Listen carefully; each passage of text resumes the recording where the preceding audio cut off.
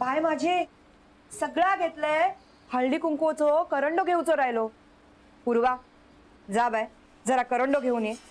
हो. आणि ऐक, गाडी समोर वाढवायला नारळ घेऊन ये. हा जा.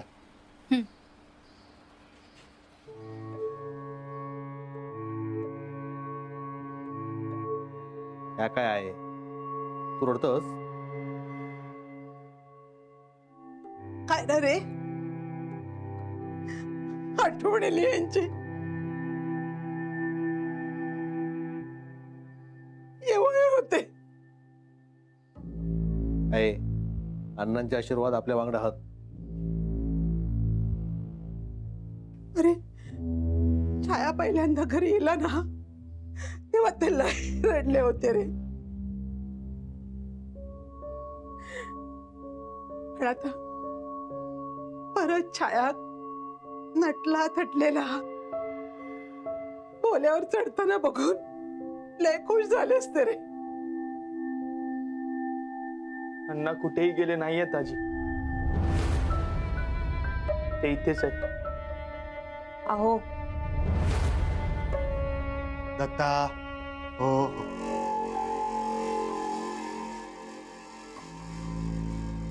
हे आहे, आता रडायचं नाही. हा बघ, आपल्या छायाच्या नवीन आयुष्याची सुरुवात होते ना, मग असं डोळ्यात पाणी आणायचं का? तिला हसत हसत पाठवायचं की नाही? माधवा, अजय छाया सुखात ठेवीत ना रे. अगं आई, काळजी नको करू. आम्ही 3 भाऊ आहोत ना. आणि लग्न झालं म्हणजे सगळं संपलं का? असे सगळे रवा रे बाबा, काय पण असू दे. पण तुम्ही सुखी झालास ना की मी सुटले रे बाबा.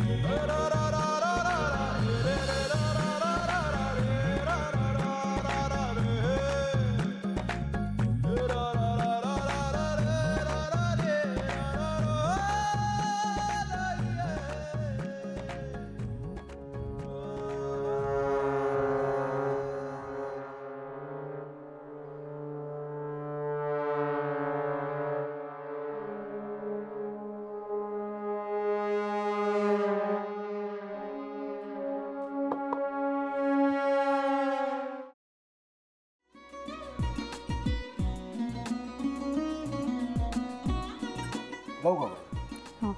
असाच लावू ना.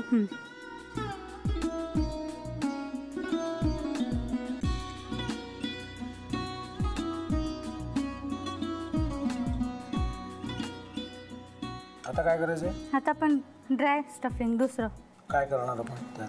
आपण ह्याच्यात मेयोनीज न टाकता बाकीचे सगळे साहित्य टाकायचे. अच्छा, हे सगळं. मी तू माझा तर विश्वासच बसत नाहीये.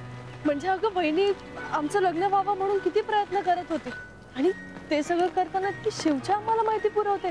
नाही, मला नाही वाटत.